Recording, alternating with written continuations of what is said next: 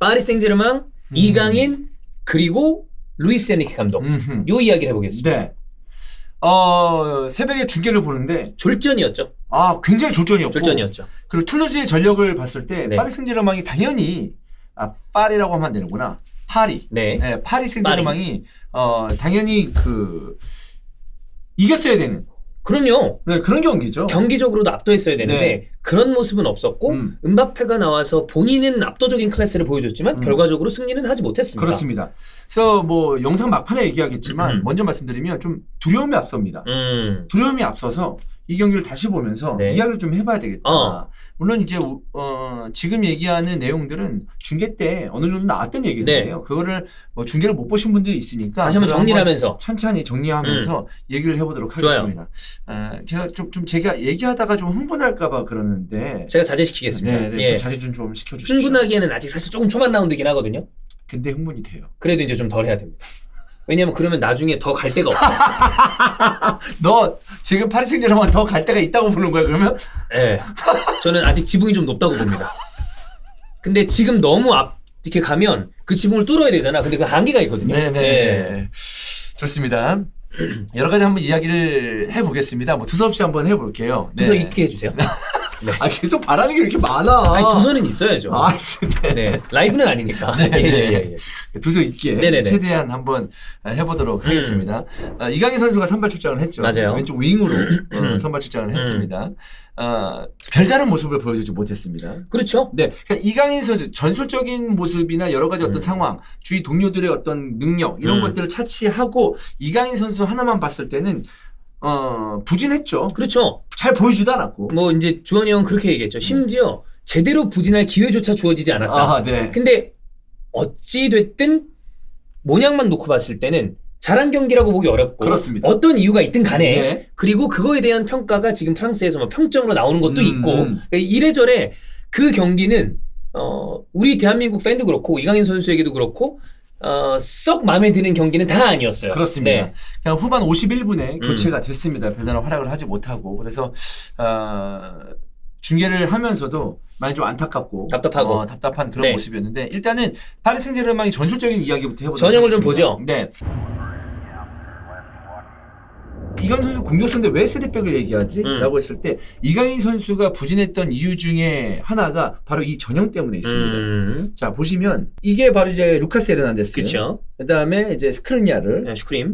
슈크르냐르 네. 그다음에 왜 이렇게 둘 다 이름이 나는 왜 이렇게 어렵냐 이거 어려워요? 네. 그다음에 마르키뉴스 그렇죠. 이렇게 세 명이 나왔고 하키미가 이런 식으로 전형을 섰습니다. 근데 사실 이제 포메이션 상으로는 수비 라인은 이런 식으로 나왔죠. 백포로 돼 있죠. 네. 그러나 이제 하키미가 많이 올라가면 전진을 많이 이런 하죠. 식으로 세 명의 수비수가 예. 이런 식으로 구성이 돼 있습니다. 맞아요. 그리고 이강인 선수가 여기 네. 있습니다. 그리고 파비앙 루이스가 여기에 있고요. 그러면 다른 걸 다 생각하지 말고 봤을 때 이렇게만 봅시다. 이런 식으로만 돼 있는 거예요. 지금 보면 이런 식으로 돼 있는 네. 거예요.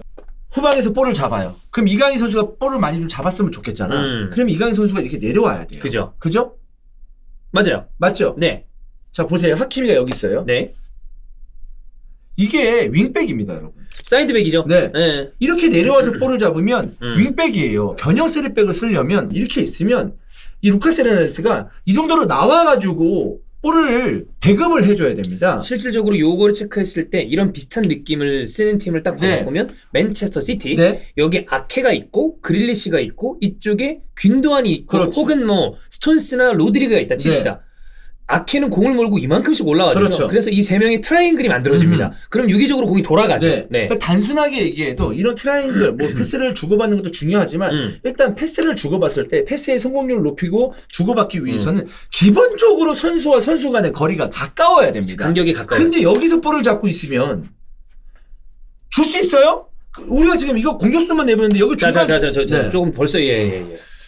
아직은 2라운드입니다. 네. 자.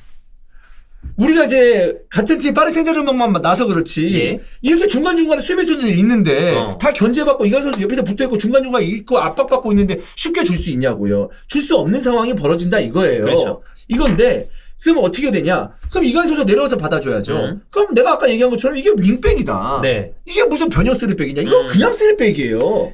혹은 이렇게까지 내려와 있으면 심지어 때에 따라서는 백5처럼 보이는 그렇죠. 수준인 거죠. 그러니까 이강인을 윙백화 시키는 거예요. 이런 식으로 받으면. 그래서 우리가 어제 얘기했지만 카메라 각도 때문에 이강인 선수는 카메라에서조차 안 잡히는 경우들이 있었어요. 네. 그런데 후반 가서 위치가 바뀌었잖아. 덴벨레도 그런 일들이 좀 벌어졌었죠. 네. 자, 이렇게 되는 겁니다. 그러면 이걸 해결하려면 어떻게 되냐? 그럼 중원에 있는 왼쪽 미드필더 내지는 왼쪽 메잘라라고 볼 수 있는 이 파비앙 루이스가 내려와서 이 계단 역할을 해주면 됩니다.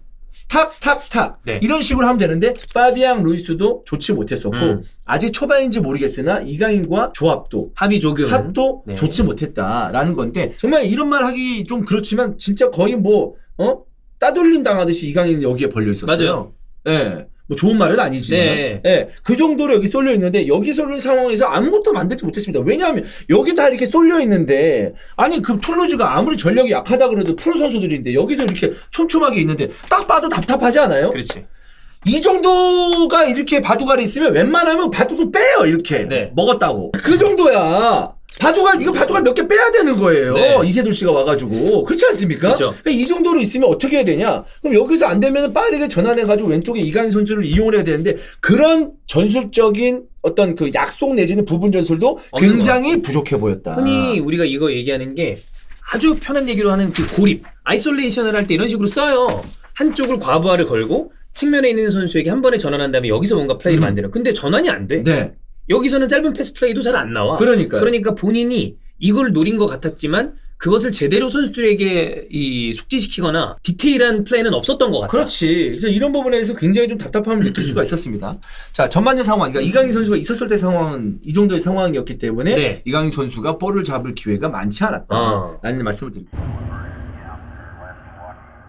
후반전에 이제 후반 51분에 이 아까 말한 이 파비앙 루이스와 네. 이강인 선수가 동시 교체 당합니다. 좌측 라인을 다 바꿔버린 거죠. 교체할 수 있죠. 왼쪽이 그만큼 좀 죽어 있었기 때문에. 근데 저는 한편으로는 이런 식으로 경기 운영을 하면서 왼쪽에 있었던 왼쪽 위주로 움직였던 선수 2명을 교체해? 자, 왼쪽에 이제 은바페가 들어왔습니다. 또 되게 좀 놀라운 사실이 하킴이 사이드백으로 옮겼어. 오른쪽에 있는 걸 왼쪽으로 옮기는 거야. 근데 나는 이런 식으로 어떤 한쪽 측면 살리기 위해서 오른쪽 풀백을 왼쪽으로 옮기는 경우도 제 기억엔 없어요.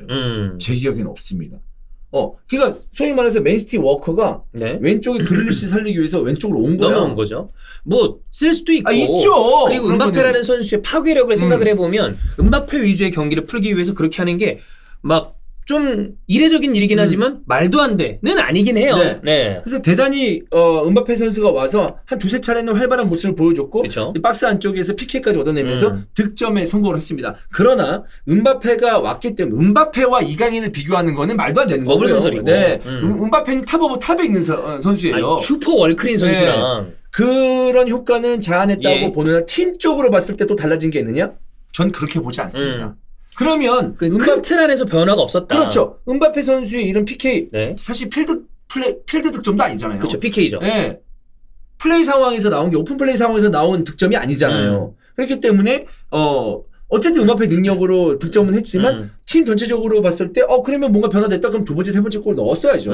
투르즈 상태로. 근데 그게 안 됐잖아. 오히려 PK를 먹었죠. 그럼 비겼잖아요. 그건 비판마다 마땅하다라는 생각입니다. 그래서 이런 부분에 있어서는 확실히 이제 은바페의 개인 능력은 알겠고 하키미의 어떤 능력도 알겠지만 결국 이게 뭐냐? 본인의 전술적인 능력보다는 선수 개개인의 기대는 그런 상황을 만든 게 아니냐. 사실 루치오 감독의 그 많은 평가가 딱 그거죠. 이 감독은 선수 개인의 능력이 아니면 본인 홀로 뭔가 경기를 풀어가는데 굉장히 취약한 사람이다. 그래서 루치오 감독이 처음에 부임했을 때 또 네이마르 은바페 믿고 가겠네 라는 이야기를 사실 많은 분들이 했었는데 그 와중에도 이제 네이마르는 이탈을 했고 그러니까 그러면 개인적으로 상대를 뚫을 수 있는 은바페가 아닌 이상해야 다른 어떤 변화를 주기에는 지금까지 우리가 봐왔던 루초는 그래봤던 적이 없다. 네, 그래서 포르투갈에서 데리고 온 하무스 선수 골 잘 넣는 선수거든요. 네, 골 잘 넣어요. 근데 별다른 상황을 없었어. 제공받지 못했어요. 사실 하무스가. 그러면 최전방 스트라이커 필요하다고 했잖아요. 그래, 공격수 필요하다고. 근데 이 선수는 사실 지금 어제의 경기를 봤을 때는 최전방 스트라이커가 필요 없었어요. 왜? 사용할 줄 모르니까. 예? 그렇죠. 아니 봐봐요. 자, 2차적으로 좀 다시 한번 좀 진정을 네. 하시고, 예. 네네네. 아니 사왔으면 예. 써야죠. 써야 잘 써야지. 사용을 잘해야지. 해야죠. 예. 잘 써야 될 거 아니야. 아니, 그러니까 뭐, 수세미 같은 걸 사왔으면 싱크대에서 써야 될 거 아니야. 어디 딴 데 닦는 게 아니라. 아니 우리가 그렇잖아요. 너 왜 이렇게 성적이 안 좋니? 어머니 좀 책상에 앉으면 좀 많이 불편하고 좀 의자도 불편하고 하기 때문에 좀 이거 좀 세팅 좀 제대로 해주세요. 해주십시오. 해왔어. 어. 앉질 않는데? 그럼 의미가 없지. 앉질 않아. 그럼 얼마나 답답할 노릇이야. 책상도 바꿔주고 다 해줬는데 안 앉아. 예. 그러면 안 되잖아요. 그러니까 그런 식의 모습이 나왔다라는 생각이고 앞으로 얘기를 잠깐 해보면 과연 루이스 엔리케 감독은 이강인을 어떻게 생각하고 있는가? 어떤 포지션으로 생각하고 있는가? 여기에 서 있는 윙어인가? 네. 아니면 공격수 최전방 공격수 밑에 서 있는 뭐 섀도우라든지 10번 역할을 할 수 있는 미드필더로 보는가, 네. 공미로 보는가라고 봤을 때 걱정되는 거는 윙어로 볼까봐. 이게 최근에 네. 그 프랑스 언론에서 이야기 나왔었던 기사들을 보면 은바페와 덴벨레가 이제 다시 스쿼드에 포함이 되면서 이강인 선수가 미드필더 라인의 구성이 될 거다라는 기사는 있었어요. 네. 그래서 저는 이번에 은바페 덴벨레가 선발로 나오고 비티냐든 파비앙 루이스든 그런 자리쯤에 이강인 선수가 배치되는 4-3-3이라거나 이런 게 나오겠다라고 생각을 했는데 웬걸 전혀 아니었잖아. 그렇지. 그래서 형이 얘기한 그 부분에 대해서 저도 조금 어떻게 하려고 하지? 라는 생각이 좀 들어요. 그게 걱정입니다. 왜냐하면 우리가 이미 알고 있는 프랑스의 슈퍼스타 은바페 그리고 덴벨레 네, 2명. 이 선수 자리가 여기와 여기입니다. 그럼 이강인 선수가 여기 쓴다고 봤을 때는 은바페 백업이 될 수밖에 없고요. 그렇죠. 오른쪽에 쓴다고 봤을 때는 덴벨레 백업이 될 수밖에 없습니다. 맞아요. 그럼 남아있는 자리가 여기인데 네. 그럼 여기서 이강인을 쓰면 우리한테는 좋거든요. 네. 이강인, 은바페, 덴벨레. 그림 나오죠. 네. 근데 여기에 쓰지 않으면 백업밖에 안 된다 이거죠. 그렇지. 그래서 루이스 엔리케 감독이 이강인의 능력을 제대로 파악하고 있는 게 맞나 라는 생각이거든요. 이게 그 이전에 이강인 선수가 측면 미드필더에 배치가 돼 있던 적이 있었습니다. 그렇죠. 근데 지금의 엔리케 감독 아래에서의 측면 자원과는 또 성격이 약간 전 다르다고 봐요. 그래서 이거는 좀 그것까지 봐야 될 것 같아. 왼쪽에 누누 멘데스라는 좋은 사이드백이 있습니다. 이 선수가 들어와서 어떤 전술, 그러니까 또 이런 좀 애매한 변형 백스리를 쓸 것인가 아니면 정상적인 백포를 쓸 것인가 여기에 따라서 미드필더 구성이 바뀔 것 같은데 저는 아까 얘기했던 것처럼 4-2-3-1의 3의 가운데 그렇죠. 든 4-3-3의 역삼각형의 좌우 공미 흔히 얘기하는 메잘라 든 거기에 이강인 선수가 들어가는 게 이강인 선수로서도 팀으로서도 가장 이강인을 잘 쓰는 방법이라고 생각합니다. 그리고 냉정하게 말했을 때 덴벨레와 은바페 컨디션이 좋다고 봤을 때는 이길 수가 없습니다. 당연하죠. 네. 이 측면에 이런 돌파력 있는 선수들을 이강인이 이긴다라는 거는 사실 롤에 맞지도 그렇지. 않고 유형도 다르고. 네. 예. 그렇기 때문에 루이스 엔리케 감독이 이강인 선수에 대해서 좀 제대로 좀 파악을 해줬으면 좋겠다라는 생각입니다. 네. 앞으로 이제 파리 생제르맹 경기를 새벽에 볼 텐데 벌써부터 걱정이 됩니다. 네. 그러나 전술적인 어떤 완성도를 높이고 이강인 선수의 포지션이 좀 제 몸에 맞듯이 구성을 해주면 네. 좋지 않을까. 그렇게 돼야죠. 라는 바람 때문에 이 영상을 찍었습니다. 네. 네, 그렇습니다. 잘해봅시다. 루초. 잘해봅시다. 네. 진짜 새벽에 경기 보기 너무 힘들었어요. 지금 대한민국 팬들이 그 어떤 코리안 리거들보다도 또 이강인 선수를 기대하고 있는 그러니까요. 네, 잘해봐야죠. 네, 잘 써야죠. 네.